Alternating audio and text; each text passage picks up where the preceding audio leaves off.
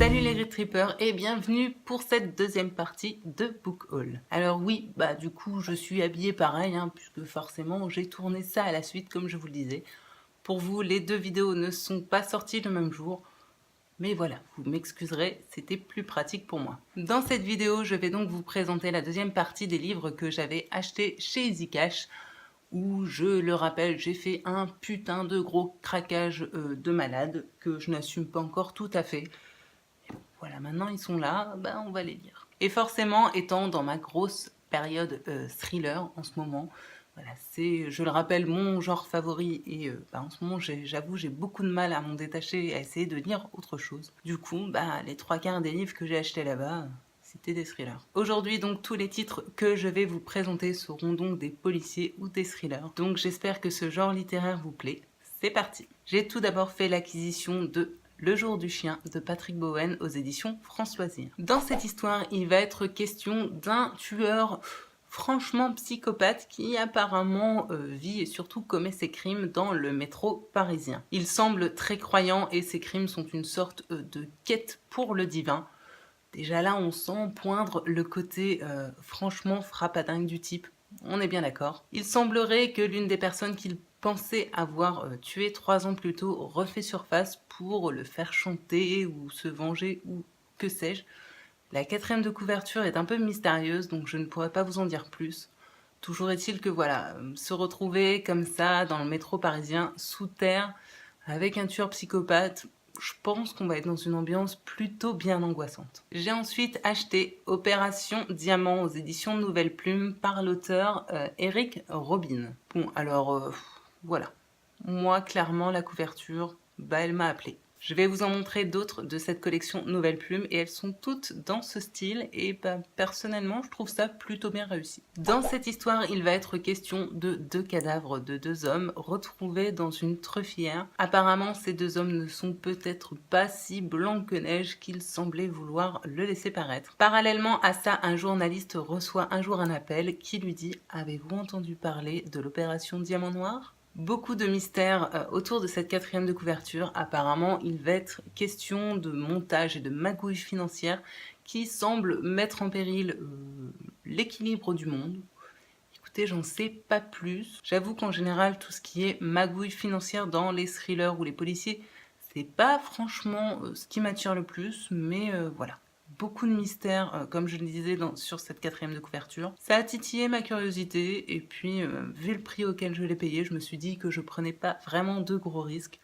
Donc écoutez, c'est peut-être pas le premier qui sortira de ma palle, mais en attendant, j'ai quand même hâte de découvrir cet auteur que je ne connais pas du tout. J'ai ensuite pris La dernière fille de Riley Sager aux éditions France Loisirs. J'aime énormément cette couverture, voilà, je la trouve très bien réussie, avec cette petite silhouette de femme.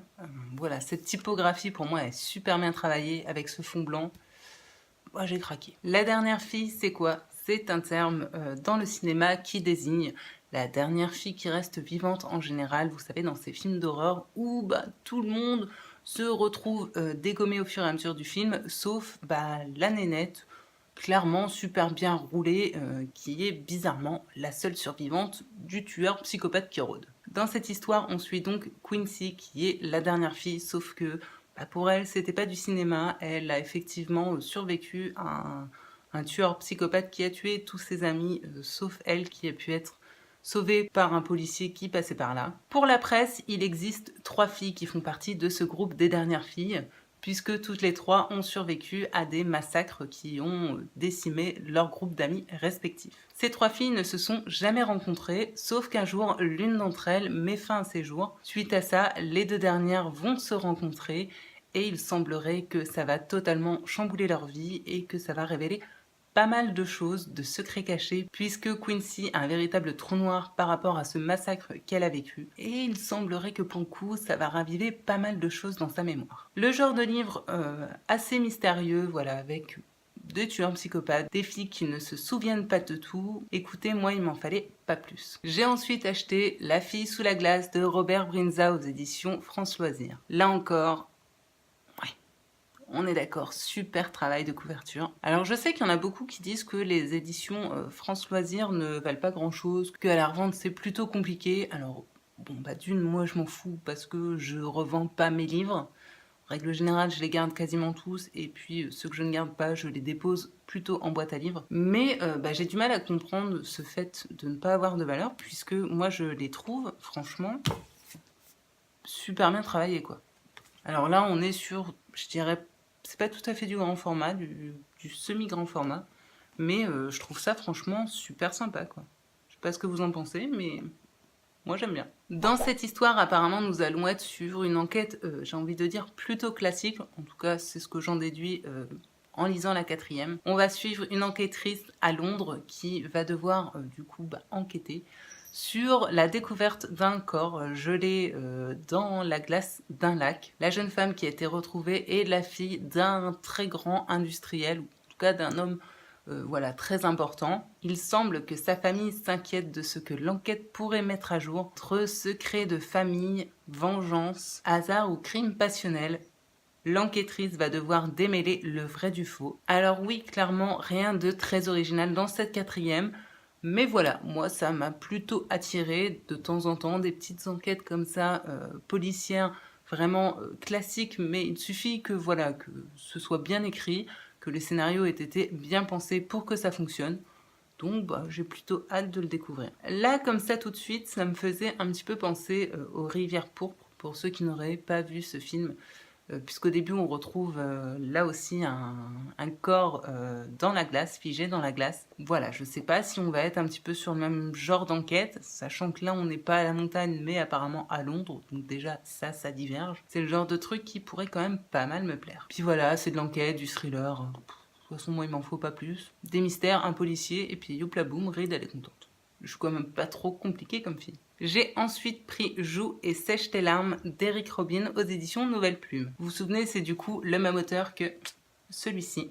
Donc j'espère que je vais accrocher à sa plume parce que si ça me plaît pas, je me retrouve avec 2 livres de cet auteur. Je vous avoue que pour le coup, j'ai pas été super maligne, on est d'accord. Dans cette histoire, nous allons retrouver le même personnage de policier que dans celui-ci. Sauf que là, un beau jour, il reçoit chez lui un colis contenant une phalange d'un doigt. Mystère qui peut bien avoir intérêt à faire ça et lui envoyer ça. Là est la question. Sauf qu'en plus de ça, un jour, notre très cher commissaire Mathieu Guillaume, si j'ai bonne mémoire, se voit kidnappé et lorsqu'il est retenu prisonnier, il va être obligé d'assister à un odieux crime. En plus de ça, il semblerait que quelqu'un lui en veuille puisqu'autour de lui, les cadavres s'accumulent et au bout d'un moment, notre très cher commissaire va se retrouver lui-même suspecté d'être le meurtrier. Là encore, on va être dans la vengeance. Apparemment, une personne de son passé veut lui faire payer quelque chose. Je vais du coup devoir regarder lequel se lit en premier. Mais en tout cas, voilà, là, une fois de plus, de retrouver un personnage central dans plusieurs tomes, moi, c'est quelque chose qui me plaît.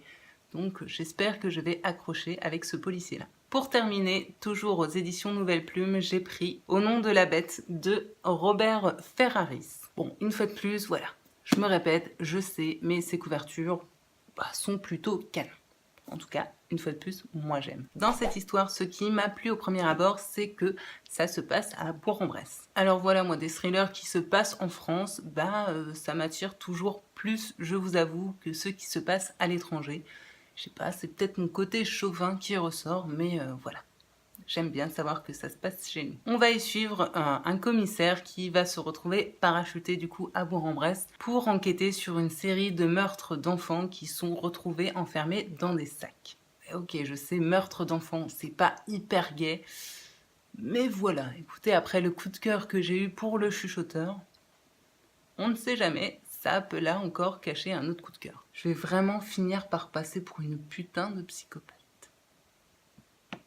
Notre policier va donc devoir découvrir l'identité de ce tueur, mais également découvrir ce qui semble lié au fait qu'il ait été parachuté à Bourg-en-Bresse, puisqu'avant il était commissaire au 36 quai des Orfèvres, mais suite à une affaire qui a mal tourné, il a été gentiment remercié et prié d'aller faire ses petites affaires ailleurs. Il semblerait qu'en plus de ça, ce soit également lié à l'histoire de la bête du Gévaudan. Et là, mon petit cœur a chaviré.